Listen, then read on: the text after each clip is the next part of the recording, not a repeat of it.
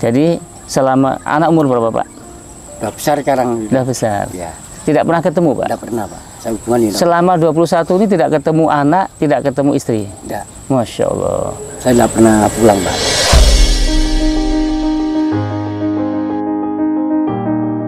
Tidak pernah pulang. Jadi mohon maaf, hari-hari di sini yang masakkan siapa Pak Agus? Masak sendiri? Ya masak sendiri. Gitu. Masak sendiri.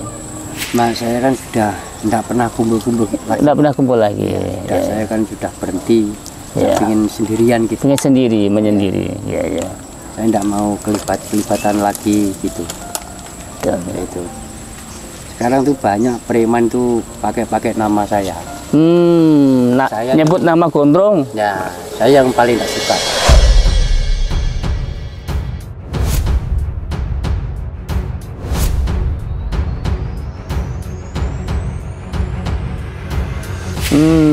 Masih, walaupun Bapak itu sudah istirahat dari dunia itu, ternyata nama besar Bapak masih dipakai. Assalamualaikum warahmatullahi wabarakatuh. Sahabat semua, sore hari ini saya berkunjung ke rumahnya Bapak Agus. Beliau itu konon ceritanya mantan dalam tanda petik, mantan preman. Dan sekarang alhamdulillah beliau sudah insaf dan banyak sekali menjalankan rutinitas keseharian dengan hal-hal yang kebaik. Dan menurut cerita yang saya dengar, beliau juga tinggal di sebuah ladang, di tengah-tengah ladang, sendirian, tanpa satu orang keluarga pun, dan tanpa ada teman, ya, istri dan anaknya juga sudah berpisah selama puluhan tahun. Yang sekarang ini beliau hidup sendirian. Kita akan jumpai beliau, kita akan bincang-bincang, kita akan menggali dan mengambil hikmah ataupun pengalaman-pengalaman beliau. Semoga bermanfaat. Mari kita kunjungi beliau.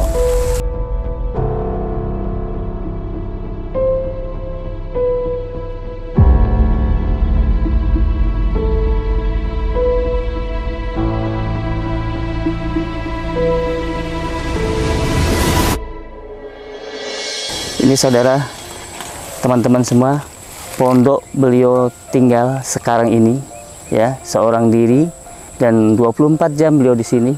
Pondoknya beliau kerja seadanya di lingkungan masyarakat sini, buruh harian sebagai buruh harian, katanya begitu. Mari kita tanyakan. Assalamualaikum, Pak Agus nih. Gimana kabarnya Pak? Aman-aman Pak. Alhamdulillah.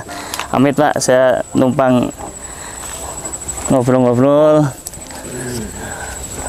Masya Allah, luar biasa, tempatnya nyaman ini. Udaranya lepas, pemandangannya alam.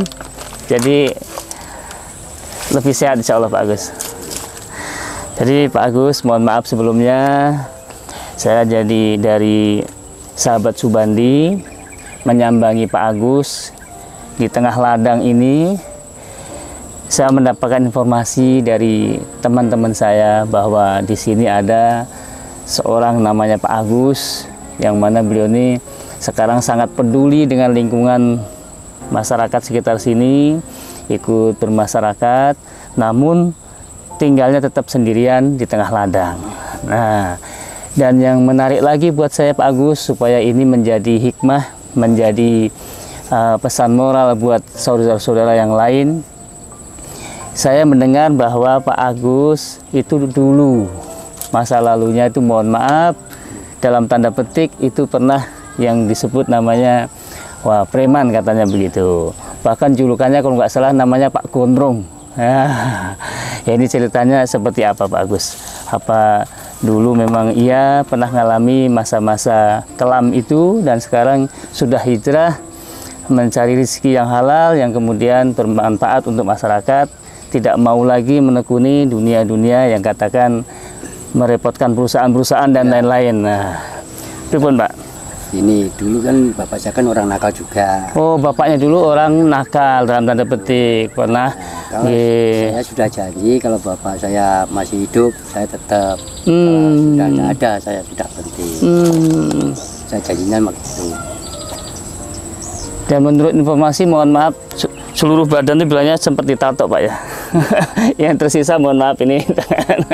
Ini hiasan aja ini. Hiasan ya. Nggak pasti kan kalau orang tatuan itu orangnya jelek. Wah, Itu betul. Itu yang pasti, penting, Pak. Pak. Itu hanya tampilan, Pak. Ya. Hanya luarnya aja. Banyak juga orang yang apa namanya, badannya kelihatannya bersih dan lain-lain, sekalinya koruptor. Nah, ini Pak tambahnya, Pak ya. Nah, jadi Pak Agus, saya mau nanya ini. Ngomong-ngomong ini kan informasinya Bapak ini tinggal di sini sendirian. Iya. Apa punya istri dan anak atau gimana, Pak? Saya ada di Jawa. Punya istri. Ada. Cuma saya sudah pisah. Sudah pisah. Di Jawa, Pak. Sudah berapa lama, Pak, pisah dengan istri? Saya tahun 2000, Pak. 21 tahun? Iya. Oh, Masya Allah. Sempat punya anak juga, Pak? Punya anak satu, Pak. Punya anak satu. Laki-laki. Jadi, selama anak umur berapa, Pak? Udah besar sekarang. Sudah besar. Iya. Tidak pernah ketemu, Pak? Tidak pernah, Pak. Saya hubungan ini. Selama 21 ini tidak ketemu anak, tidak ketemu istri? Tidak. Masya Allah. Saya tidak pernah pulang, Pak.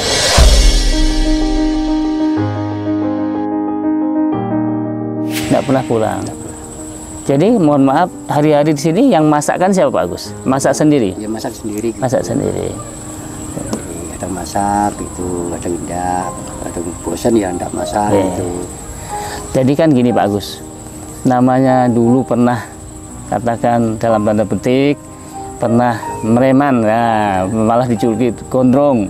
Itu kan biasanya suka, ya mungkin mohon maaf loh Pak Agus, Iya, iya. malak di perusahaan atau menjadi apa di situ. Tentunya kan uang banyak waktu itu Pak, kan begitu. Nah uang banyak itu waktu itu dipergunakan untuk apa Pak Agus? Kalau uang gitu dulu itu apa ya, uangnya panas gitu loh. Uangnya Ya, panas, nggak halal gitu loh. tidak halal. Ya, itu. Jadi, Cepat habis gitu lah uang itu. Beda sama uang keringat sendiri gitu. Itu bedanya. Jadi ternyata Pak Agus bisa membedakan itu Pak ya. Iya. Jadi dulu uang itu berkelimbangan banyak, Iya. tapi habisnya cepat juga. Cepat. juga. Gitu. Dan mungkin peruntukannya juga untuk yang macam-macam Pak ya. Iya. Buat Buat minum, minum. Nah sekarang ini alhamdulillah Pak Agus sudah tidak melakukan itu lagi. Yang jelas Pak Agus sudah berubah drastis 180 derajat lah alhamdulillah. Nah Pak Agus kemudian mohon maaf yang memotivasi kemudian kemarin harus nggak lagi meninggalkan itu apa hanya pesan orang tua tadi apa ada faktor lain Pak Agus? Enggak, saya sudah janji. Udah janji juga. Oh, jadi memang pengen berubah lah, Iya. pengen berubah. Kalau bapak saya masih hidup, saya tetap gitu. Kalau sudah tidak ada, saya sudah berhenti. Oh iya. Kembali ke keluarga Pak. Anak itu laki apa perempuan? Lagi, Pak. Laki ya. Nah tentunya nanti Pak Agus suatu saat kalau anak itu mau nikah, itu biasanya kan nyari orang tuanya. Iya. Nah seandainya nanti kan tentunya dia mau nyari alamatnya nggak tahu, nomor HP-nya nggak tahu. Ya, kira-kira seperti apa Pak Agus? Apa nggak ada rencana pingin lihat keluarga di Jawa atau Belum. gimana? Belum, Punya pikiran dia. belum punya pikiran. Nah itu siapa tahu nanti setelah melihat video kita, anak bapak melihat oh bapak saya di sana bisa jadi. Mudah-mudahan ya Pak Agus.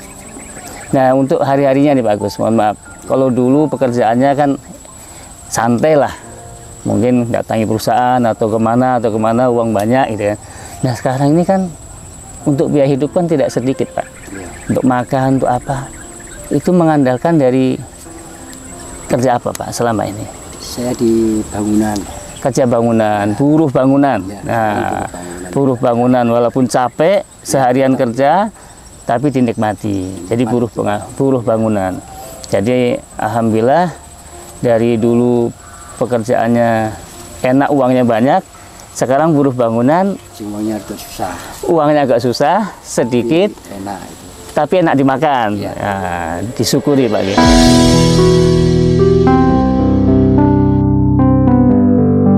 Ada yang kira-kira Pak bisa menyampaikan untuk teman-teman yang mungkin di luar sana. Di luar sana itu kemudian banyak saudara-saudara kita, teman-teman kita yang masih suka dengan, mohon maaf, pekerjaan seperti yang Bapak dulu lakukan. Nah, Pak Agus kira-kira punya pesan untuk mereka-mereka, Pak Agus? Cuma saya kan sudah tidak pernah kumpul-kumpul lagi. Tidak pernah kumpul lagi. Ya, saya kan sudah berhenti.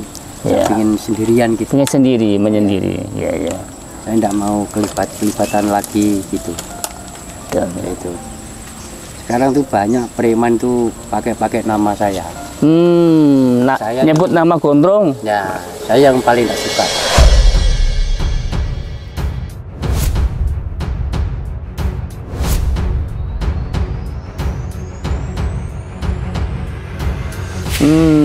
Masih, walaupun Bapak itu sudah istirahat dari dunia itu, ternyata nama besar Bapak masih dipakai. Ya, itu. Memang betul Pak, saya sendiri pernah dengar yang namanya Gondrong itu memang ditakutin, kan gitu, kalau di Samarinda.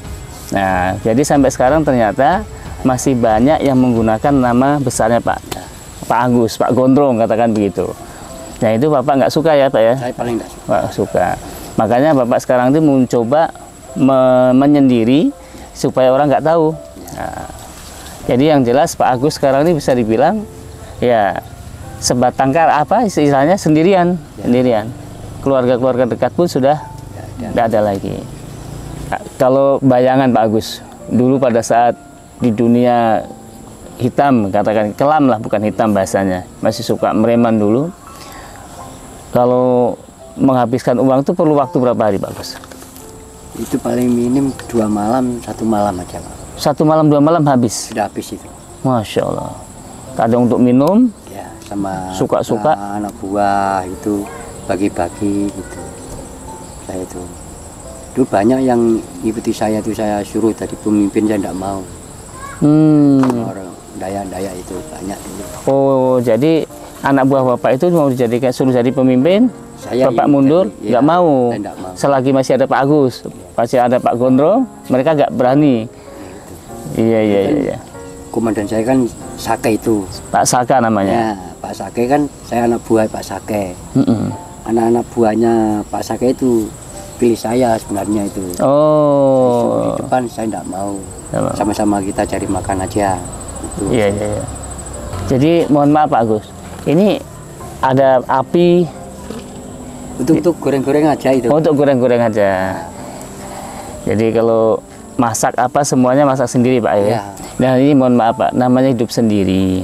Kalau sewaktu-waktu Pak Agus kemudian, mohon maaf, mudah-mudahan tidak terjadi sakit, terus selama ini seperti apa Pak penanganannya? Kalau Bapak? Insya Allah saya Pak, tidak ada. Selama ini tidak pernah sakit? Tidak pernah. Alhamdulillah. Saya ke Mancik di Kalimantan ini belum pernah Pak. Masya Allah. Ya saya tidak minta sakit, tidak. Iya. Alhamdulillah. Jadi kebetulan selama ini sejak ke Kalimantan sampai hari ini yang namanya sakit itu malah belum pernah. Sakit berat gitu ya. Paling sakit-sakit flu biasa aja Bang ya. Ya kayak flu itu paling sebentar aja. Ya. Masya Allah.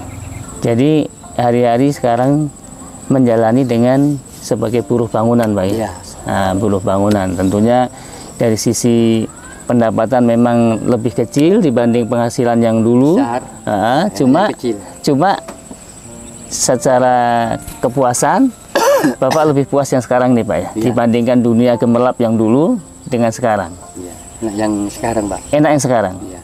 Artinya lebih tenang. Ya, itu. Lebih tenang. Dan kalau tidur ibarat itu apa ya, enak gitu loh Pak. Nggak dicari-cari orang lah. Nah, lebih tenang. Ya, itu. Lebih tenang. Nggak masukkan gitu. Sahabat semua, demikian tadi bincang-bincang saya dengan Pak Agus Gondrong, yang mana beliau ini sampaikan tadi dulu di masa mudanya itu berkelimbang dengan di dunia kelam, dan beliau sekarang alhamdulillah sudah hijrah, sudah menjalani rutinitas kehidupan biasa. Yang bisa kita petik dari perbincangan sama beliau tadi, bahwa beliau sampaikan ternyata sejak beliau meninggalkan dunia kelam itu, dunia masa lalu itu, beliau sekarang relatif lebih tenang, dan bahkan jauh lebih tenang kata beliau. Karena pertama tidak dicari-cari orang, tidak dicari aparat hukum, dan selanjutnya yang jelas tidak menanggung dosa, karena yang kerjaannya sekarang lebih mulia. Walaupun sekarang kerjanya sebagai buruh bangunan, beliau ikhlas, beliau lebih menikmati dan mensyukurinya karena itu halal Pak Ki, karena halal dan memberikan ketenangan buat beliau. Kita doakan Pak Agus Gondrong, kalau dulu julukannya Gondrong ya, beliau ini Pak Agus. Kita doakan mudahan sehat selalu dan dimudahkan rezekinya, dan mudah-mudahan segera punya tempat baru Pak nanti Pak. Nah, karena tempat ini yang kondisi apa adanya ini pun minjam Pak ya? Iya. Pinjam tanah orang, kemudian ditempatin, dan memang tempat tidurnya ini Pak. Iya. Yang ukuran berapa ini Pak? Mohon maaf. 1x2 ya? Iya. Ya 2x2 lah. Ini saudara-saudara, beliau tinggal di pondok ini yang ukurannya kurang lebih 2 meter kali 2 meter. Yang saya lihat ini cukup tilam satu ya. Ya ini beliau lebih bersyukur, beliau lebih menikmati. Jadi beliau sampaikan tadi bahwa beliau sudah meninggalkan dunia lamanya. Saudara sekalian, sahabat sekalian, ini mudah-mudahan ada hikmah yang bisa kita petik dari video ini. Yang jelas mari kepada masyarakat yang masih suka dengan dunia hitam, segera tinggalkan. Karena biar bagaimanapun ketenangan, halal, kemudian hidup layak sebagaimana mestinya yang diajarkan, yang dituntunkan oleh Tuhan Yang Maha Kuasa, Allah Subhanahu wa Ta'ala, itu insya Allah yang terbaik. Yang ini sudah dilakukan Pak Agus. Semoga kita bisa mengambil pengalaman dari apa yang disampaikan Pak Agus tadi. Demikian, Assalamualaikum warahmatullahi wabarakatuh.